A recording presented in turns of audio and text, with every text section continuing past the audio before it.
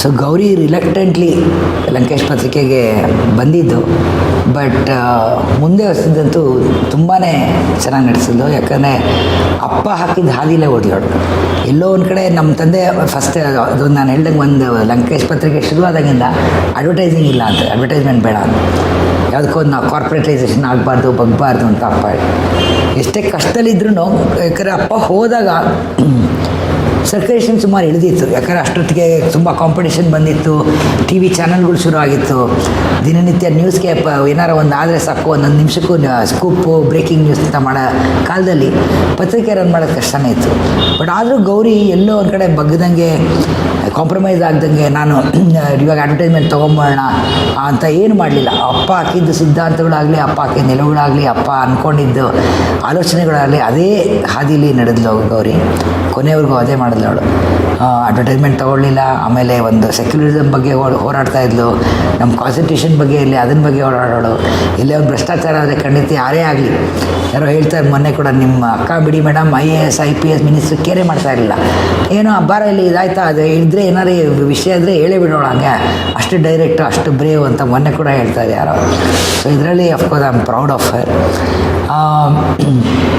But difference ಏನು ಅಂದರೆ ಅಪ್ಪಂದು ಇದರಲ್ಲಿ ಒಂದು ಅನಿಸಿದ್ದು ನನಗೆ, ಅಪ್ಪ ಸ್ವಲ್ಪ ಸೂಕ್ಷ್ಮವಾಗಿ ಹೇಳ್ತಾ ಇದ್ರ, ಅದೋ ಅವ್ರು ಗಮ್ ಅಂತ ಎಲ್ಲ ಹೇಳಿ ತುಂಬ ನೇರವಾಗಿ ದಿಟ್ಟವಾಗಿ ಬರೆದು ಕೂಡ ಸ್ವಲ್ಪ ವಿಷಯದಲ್ಲಿ ಸ್ವಲ್ಪ ಸೂಕ್ಷ್ಮವಾಗಿ ಬರೀತಾ ಇದ್ರೆ. ಗೌರಿ ಸ್ವಲ್ಪ ಸಿಟ್ಟು ಆಕ್ರೋಶ ಆಯ್ತಾ ಅಂತ, ಅದು ಒಂದು ಕಡೆ ಯಾರೋ ಹೇಳಿದ್ರು, ನನಗೆ ಗೊತ್ತಾಗಲ್ಲ ಯಾಕಿರ್ಬೋದು.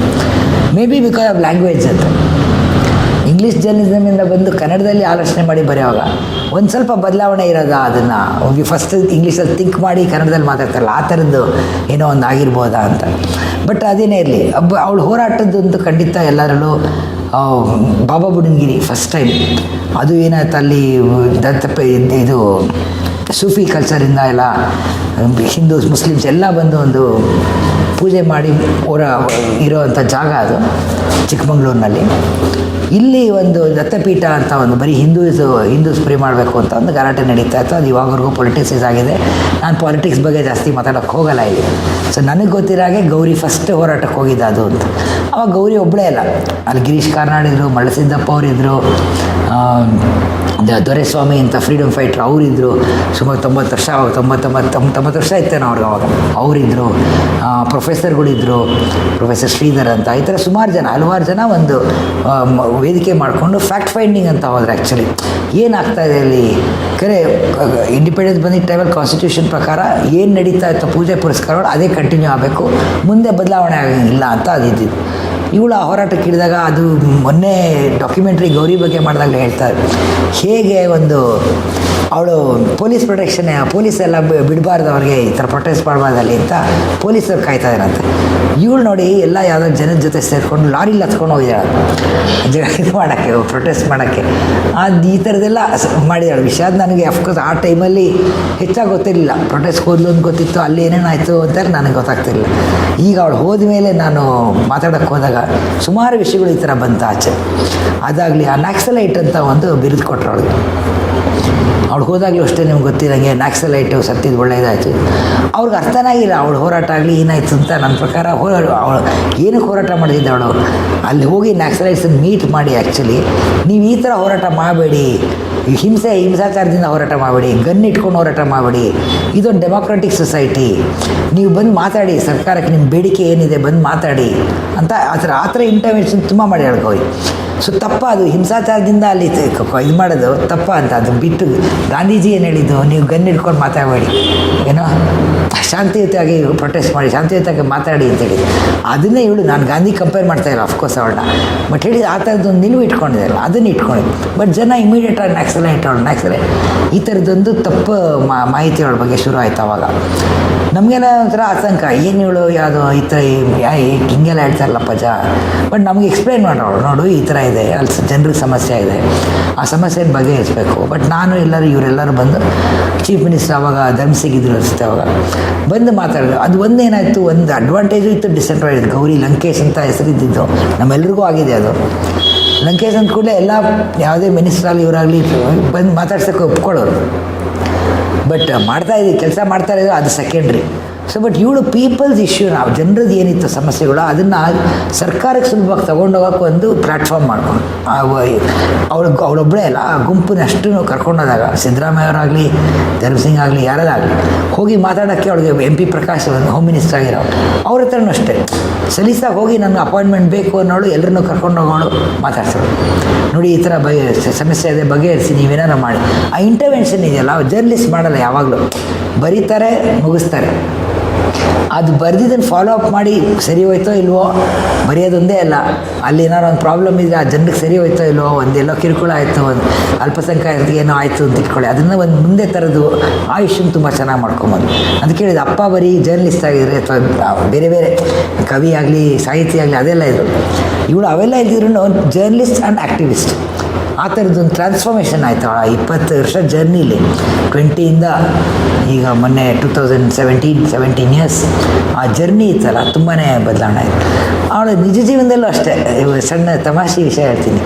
ಮೊದಲೇ ಫಸ್ಟ್ ಇಲ್ಲಿ ಅಲ್ಲಿ ಡೆಲ್ಲಿಯಿಂದ ಬಂದಾಗ ಅವಳು ಬಾತ್ರೂಮ್ ಅವಳು ಟಾಯ್ಲೆಟ್ ಅಂದರೆ ಯಾರೂ ಹೋಗಂಗಿಲ್ಲ, ಕ್ಲೀನಾಗಿರಬೇಕು ಆ ಥರದ್ದೆಲ್ಲ. ಅವಳು ಇಲ್ಲಿ ಬೋರ್ಡ್ ಇತ್ತು ಅವಳು ಟಾಯ್ಲೆಟ್ ಇಲ್ಲಿ ಬಂದಾಗ ಬಾಯ್ ಶುಡ್ ನಾಟ್ ಯೂಸ್ ದಿಸ್ ಅಂತ ಆ ಥರ ಕ್ಲೆನ್ಲಿನೆಸ್ ಫ್ರೀಕ್ ಅವಳು ಆ ಥರದ್ದು.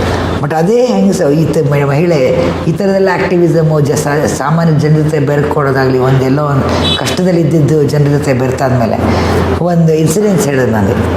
ಕೂರ್ಗಲ್ಲಿ ದಿಡ್ಡಳ್ಳಿ ಹೋರಾಟ ಆದಾಗ ಇವಳು ಹೋಗಿದ್ದೆ. ಇವಳಿಗೊಂದು ಸಣ್ಣ ರೂಮ್ ಎಲ್ಲ ಇದೆ. ಅವಳು ಬೆಳಗ್ಗೆ ಎದ್ದು ರೆಡಿ ಆಗ್ತಾ ಇದ್ದಂತೆ. ಎಲ್ಲ ಅಲ್ಲಿ ಮಹಿಳೆಯರು ಪ್ರೊಟೆಸ್ಟಿಗೆ ಬಂದಿದ್ದಾರೆಲ್ಲ ಹೋರಾಟ ಮಾಡೋಕ್ಕೆ. ಬಂದಾಗ ಟಾಯ್ಲೆಟ್ ಬೇಕು ಅಂತ ಎಲ್ಲ ಯೂಸ್ ಮಾಡ್ಕೊಳ್ಳಿ, ನಮ್ಮ ಎಲ್ಲ ಯೂಸ್ ಮಾಡಿದ್ರು ಇವಳು ಟಾಯ್ಲೆಟನ್ನೇ. ಆಮೇಲೆ ಬಂದೆ ಇವಳನ್ನ ಕರೆಯೋಕ್ಕೆ ಬಂದಾರೆ, ಆಯಿತು ಪ್ರೊಟೆಸ್ಟ್ ಟೈಮ್ ಆಯಿತು ಹೊರಟಕ್ಕೆ ಬನ್ನಿ ಮಾರ್ಚ್ ಮಾಡಬೇಕು ಅಂತ ಕರೆ ಬಂದ ಕೂಡಲೇ ಇವಳು ನೈಟಿ ಹಾಕ್ಕೊಂಡು ಹಿಂಗೆ ಕಟ್ಬಿಟ್ಟು ಬಾತ್ರೂಮ್ ಕ್ಲೀನ್ ಮಾಡ್ತಾರೆ ಚೆನ್ನಾಗಿ. ಆ ಹುಡುಗಿ ಶಾಕ್ ಆಗ್ಬಿಟ್ರೆ. ಇನ್ನೊಬ್ಳು ಅವಳು ಮರಿಗೌರಿ ಏನವಳು ಚಿಕ್ಕವಳು, ಏನಕ್ಕ ಹಿಂಗೆ ಮಾಡ್ತಾಯಿದ್ದೀರಾ? ಇಲ್ಲ ಪಾಪ ಬಂದು ಎಲ್ಲ ಮಹಿಳೆಯರು ಬಂದಾಗ ಅವ್ರ ಟಾಯ್ಲೆಟ್ ಕಮೋಡ್ ಇರುತ್ತೆ ಯೂಸ್ ಮಾಡೋಕ್ಕೆ ಬಂದಿಲ್ಲ, ಮಾಡಿಬಿಟ್ಟಿದ್ದಾರೆ. ಬಟ್ ಏನು ಮಾಡೋಕ್ಕಾಗತ್ತೆ, ಇಲ್ಲಿ ಅವ್ರಿಗೂ ಸಮಸ್ಯೆ ಇದೆ, ಪರವಾಗಿಲ್ಲ ಬಿಟ್ಟು ಏನಾಗಲ್ಲ, ಕ್ಲೀನ್ 10 ನಿಮಿಷ ಬರ್ತೀನಿ. ಸೊ ಒಂದು ಮಹಿಳೆ ಇಲ್ಲಿಂದ ನೋಡಿ ಯಾವುದೋ ಒಂದು ಹಳ್ಳಿಯವ್ರಿಗೆ ಟಾಯ್ಲೆಟ್ಗೆ ಹೋಗಿ ಕ್ಲೀನ್ ಮಾಡೋದು ಯಾವುದೇ ಅಭ್ಯಂತರ ಇಲ್ಲದೆ ಯಾವುದೇ ಸಂಕೋಚ ಇಲ್ಲದೆ ಮಾಡೋದಿದೆಯಲ್ಲ, ಆ ಥರ ಒಂದು ಬದಲಾವಣೆ ಅವಳು ವ್ಯಕ್ತಿತ್ವದಲ್ಲೂ ಆಗಿತ್ತು, ಬೇರೆ ಕೆಲಸದಲ್ಲೂ ಆಗಿತ್ತು, ಕಾರ್ಯದಲ್ಲೂ ಆಗಿತ್ತು, ಅವಳೊಂದು ಜರ್ನಲಿಸಮಲ್ಲೂ ಆಗಿತ್ತು, ಆ್ಯಕ್ಟಿವಿಸಮಲ್ಲೂ ಆಗಿತ್ತು. ಸೊ ದಿಡ್ಡಳ್ಳಿಲಿ ಹೋದಾಗ ಅವಳು ಚೇತನ್ ಅವಳೊಬ್ಬಳೇ ಅಲ್ಲ, ಸುಮಾರು ಜನ ಅಲ್ಲೂ ಹೋರಾಟ ಮಾಡಿದರು. ಜಿಗ್ನೇಶು ಎಲ್ಲ ಬಂದಿದ್ರು ಅವಾಗ. ಅಲ್ಲಾದಾಗ ಆ ಜನನೂ ಹೇಳಿದ್ರು ನನಗೆ ಈ ಥರ ಹೋರಾಟಗಳು ಒಂದು 5-6 ಮೇಜರಿದೆ, 3-4 ಹೇಳಿದ್ದೀನಿ ಆಗಲೇ. ದಿಡ್ಡಳ್ಳಿಲಿ ಕಾಡಲ್ಲಿ ಇದ್ದಿದ್ದು ವಾಸವಾಗಿದ್ದು ಜನರನ್ನೆಲ್ಲ 3 ದಿನ ಟೈಮ್ ಕೊಟ್ಬಿಟ್ಟು ಎಲ್ಲ ಖಾಲಿ ಮಾಡಬೇಕು, ಇದು ಪ್ರೊಟೆಕ್ಟೆಡ್ ಏರಿಯಾ ಅಂತ ಮಾಡ್ತಾರೆ. ಅವಾಗ ಜನ ಎಲ್ಲಿ ಹೋಗ್ತಾರೆ? ಇದ್ದಕ್ಕಿದ್ದಂಗೆ ಅವ್ರನ್ನ ಕಾಡಿನ ಆಚೆ ತೆಗೆದ್ರೆ ಎಲ್ಲಿ ಹೋಗ್ತಾರೆ? ಎಲ್ಲ ಇದು JCB ತಂದು ಮನೆಗಳ್ನ ಬೀಳಿಸಿದಾರಾಗ. ಇವಳು ಆವಾಗ ಸಿದ್ದರಾಮಯ್ಯ ಅವರಿದ್ದ ಗೌರ್ಮೆಂಟ್ ಹೋಗಿ ಕೇಳಿಕೊಂಡು ಮಾತಾಡಿ ಎಲ್ಲ ಮಾಡಿ ಅವರು ಬೆಂಗಳೂರು ಚಲೋ ಅಂತ ಒಂದು ಪ್ರೊಟೆಸ್ಟ್ ಪ್ಲ್ಯಾನ್ ಮಾಡ್ತಾರೆ. ಎಲ್ಲ ಟ್ರೈಬಲ್ಸ್ ಅವರು ಎಲ್ಲ ಕಾಡುವಾಸಿಗಳು ಅಲ್ಲಿಂದ ಶುರು ಮಾಡ್ತಾರೆ ವಾಕಿಂಗು. ಆಲ್ಮೋಸ್ಟ್ ಒಂದು 5 ಕಿಲೋಮೀಟ್ರ್ ಅಲ್ಲಿಂದ ಬೆಂಗಳೂರವರೆಗೂ, ಮಡಿಕೇರಿಯಿಂದ ಬೆಂಗಳೂರವರೆಗೂ ಸುಮಾರು 200-300 ಕಿಲೋಮೀಟ್ರ್ ಇರಬೇಕು, 200 ಕಿಲೋಮೀಟ್ರ್ನ ಇರಬೇಕು. ನಡೆಯೋಕ್ಕೆ ಶುರು ಮಾಡಿದಾಗ 5 ಕಿಲೋಮೀಟ್ರ್ 10 ಕಿಲೋಮೀಟ್ರ್ ನಡೆದಿದ್ದಾರೆ. ಅವಾಗ ಸಿದ್ದರಾಮಯ್ಯ ಅವರು ಅಸಿಸ್ಟೆಂಟ್ ಫೋನ್ ಮಾಡಿ, ಪಾಪ ಬಡ ಜನರು ಹಂಗೆಲ್ಲ ನಡೆಸ್ಕೊಂಬರ್ಬೇಡ, ಕೇಳಿ ಮಾತು, ನಾನು ಇವಾಗೇನೋ ಅದೇನೋ ನಡೀತಾ ಇದೆ ಮೀಟಿಂಗ್ಗಳು, ಒಂದು ತಾರೀಕು ಕೊಟ್ಬಿಟ್ಟು ಅವತ್ತು ಮೇನ್ ಯಾರಿದಾರೋ ಅವ್ನು ಮಾತಾಡೋಣ, ಬಗೆಹರಿಸೋಣ, ಇಶ್ಯೂ ಹೆಂಗೆ ಬಗೆಹರಿಸ್ಬೋದು ಅಂತ ಕರ್ಕೊಂಬನ್ನಿ, ಪಾಪ ಎಲ್ಲರೂ ನಡ್ಕೊಂಬರೋದು ಬೇಡ. ಸೊ ಇವಳು ಇಮಿಡಿಯೇಟ್ ಫುಟೇಜ್ ಎಲ್ಲ ನನ್ನ ಹತ್ರ ಇದೆ ಆ್ಯಕ್ಚುಲಿ. ಇಮಿಡಿಯೇಟ್ ಎಲ್ಲರೂ ಸೇರಿಸಿ ಈ ಥರ ಫೋನ್ ಬಂತು, ಹೇಳಿದ್ದಾರೆ, ಸುಮ್ಮನೆ ಯಾಕೆ ನಡ್ಕೊಂಡು ಹೋಗೋದು, ಬಗೆಹರಿಸ್ತಾರೆ, ನೋಡೋಣ ಏನು ಮಾಡ್ತಾರೆ ಅಂತ ಟೈಮ್ ಕೊಡೋಣ. ಸೊ ಈ ಥರ ಜನಸಾಮಾನ್ಯ ಜೊತೆ ಇದ್ಬಿಟ್ಟು ಒಂದು ಸಾರ್ಟ್ ಔಟ್ ಮಾಡೋದು. ಕೊನೆಗೆ ಅಲ್ಲಿ ನಾನು ಡಾಕ್ಯುಮೆಂಟ್ರಿ ಮಾಡೋಕ್ಕೆ ಹೋದಾಗ ಅಲ್ಲಿ ಒಂದು 400-500 ಮನೆ ಮಾಡಿಕೊಟ್ಟಿದ್ದಾರೆ. ಒಂದು ಬಾತ್ರೂಮ್, ಒಂದು ಮನೆ, ಒಂದು ಕಿಚನ್, ಎಲ್ಲರಿಗೂ ಮನೆ ಇಲ್ದಿದ್ದಕ್ಕೆ ಕಾರಣಕ್ಕಾಗಿ ಅದು ಪ್ರಾಕ್ಟಿಕಲಾಗಿ ಎಷ್ಟು ಓಕೆನೋ ಗೊತ್ತಿಲ್ಲ.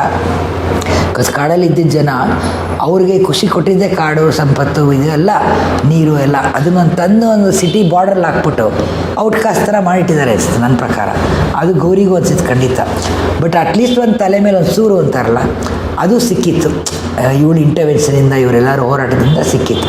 ಸೊ ಇದು ತುಂಬ ಒಂದು ಗೌರಿನಲ್ಲಿ ಕಾಣಿದ್ದು ಮನುಷ್ಯತ್ವ. ಒಂದು ಸಾಮಾನ್ಯ ಜನ ಕಷ್ಟ ಯಾವುದೇ, ಇಲ್ಲೇ ಸುಮಾರು ಜನ ನೋಡಿದ್ದೀನಿ ನಾನು. ಬಂದರೆ ಎಲ್ಲೋ ಮನೆಯಿಂದ ಬಿಡಿ ಬದಿ ಅಂತ ಬರೋಳು, ಎಡಿಷನ್ ಇದೆ ಅದಿದೆ ಅಂತ. ಯಾರೋ ಒಂದು ಬಂದುಬಿಟ್ರೆ ಒಂದು ಹುಡುಗಿ ಬಂದರೆ ಪ್ರೀತಿ ಪ್ರೇಮ ಸಮಸ್ಯೆ ಆಗಲಿ ಅಥವಾ ಯಾವುದೇ ಒಂದು ಕಷ್ಟ ಆಗಲಿ ಎಲ್ಲದನ್ನೂ ಕೂತ್ಕೊಂಡು ಬಗೆಹರಿಸೋಳಿದು.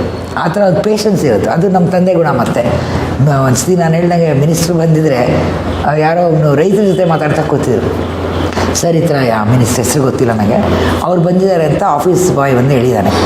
ಹೌದಾ, ಕಾಯಿ ಕೇಳು, ನಾನು ಮಾತಾಡ್ತಾ ಇದ್ದೀನಿ. ಆ ರೈತರ ಜೊತೆ ಏನೋ ತೆಂಗಿನಕಾಯಿ ಬಗ್ಗೆ ಬೆಳೆ ಬಗ್ಗೆ ಮಾತಾಡ್ತಾ ಕೂತಿದ್ದಾರೆ. ಅವನು ಎಲ್ಲ ಮುಗಿದಾದ್ಮೇಲೆ ಸಮಸ್ಯೆಗಳೆಲ್ಲ ಬಗೆಹರಿದ್ಮೇಲೆ ಕಳ್ಸಾದ್ಮೇಲೆ ಮಿನಿಸ್ಟ್ರಿಗೆ ಕಳಿಸೋದು. ಇದೇ ಥರ ಗೌರಿಗೂ ಯಾವುದೋ ಆ ಥರದ್ದು ಇದಿರಲಿಲ್ಲ. ಅವರು ಮಿನಿಸ್ಟರ್ ಅಂದ ಕೂಡಲೇ ತಗ್ಗಿ ನಡೆಯೋದು ಇಲ್ಲ. ಸಾಮಾನ್ಯ ಜನ ಕಷ್ಟ ಸುಖಕ್ಕೆ ತುಂಬ ನಿಂತಿದ್ಲು. ಅದು ಒಂದು ನನಗೆ ಮೆಚ್ಚುಗೆ ಆದ ಗುಣ. ನಾನು ಬೈತಾ ಇದ್ದೆ ಆ್ಯಕ್ಚುಲಿ ಗೌರಿ ಇದ್ದಾಗ ನಾನು ತುಂಬ ಮಾಡ್ತಾಯಿದ್ದೆ, ಕಂಪ್ಲೇಂಟ್ ಮಾಡ್ತಿದ್ದೆ ಅವಳಿಗೆ. ವಾರಕ್ಕೊಂದ್ಸಿ ಈಶಾನ್ ಕರ್ಕೊಂಡೋಗು, ನಿನ್ನ ಜೊತೆ ಇರಲಿ, ಅವ್ವ ಅನ್ನಿಸ್ಕೊಂತೆ ಅಲ್ಲ, ಒಂದು ಡ್ಯೂಟಿ ಏನು ಮಾಡಲ್ಲ ನೀನು, ಅವ್ವ ಅಂತ ಕರೀತಾಳೆ ಅಷ್ಟೇ, ನೀನೇನು ಡ್ಯೂಟಿ ಮಾಡಲ್ಲ. ಇರೇ ಬರ್ತೀನಿ ಖಂಡಿತ ಈ ಸ್ಯಾಟರ್ಡೇ ಕರ್ಕೊಂಡು ಹೋಗ್ತೀನಿ ನೋಡು, ಸೊ ನಾನು ಬರ್ತೀನಿ ನೋಡು, ಬರ್ತಾನೆ ಇಲ್ಲ.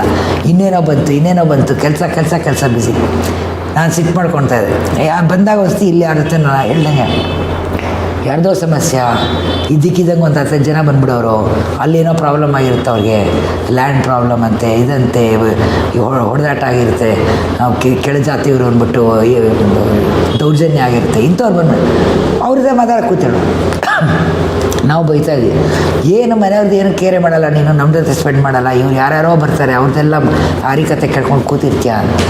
But after she went I realise ಬರೀ ಎಲ್ಲರೂ ನಮ್ಮ ಮಕ್ಕಳು, ನಮ್ಮ ಕತೆ, ನಮ್ಮ ಸಂಸಾರ ಅಲ್ಲ, ಬೇರೆಯವ್ರಿಗೂ ಇಂಥವ್ರು ಇರಬೇಕು ಅಂತ.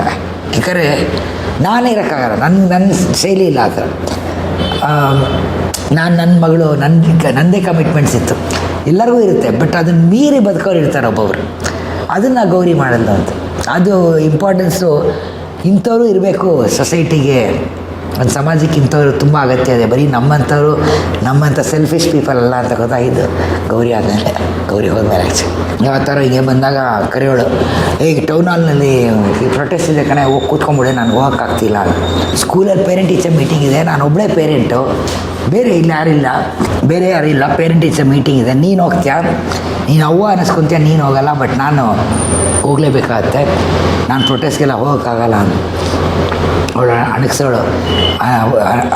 ಅವಳನ್ನವಳು ನಾನು ಪ್ರೊಟೆಸ್ಟಲ್ಲಿ ಕೂತು ಅಲ್ಲಿ ಟೌನಲ್ಲಿ ಎಷ್ಟು ಬಿಸಿಲು ಬರುತ್ತೆ ಅಂದರೆ ನನ್ನ ಪ್ಯಾಂಟು ಚೂಡಿದಾರೆಲ್ಲ ಮಾಸ್ಬಿಟ್ಟಿದೆ. ಸೊ ಈ ಥರದ್ದೊಂದು ಅಷ್ಟು ಶ್ರಮ, ಪ್ಯಾಷನ್ನು, ಆಸಕ್ತಿ ಜನದ ಬಗ್ಗೆ, ಸಮಸ್ಯೆಗಳ ಬಗ್ಗೆ ಅವಳಿಗಿತ್ತು.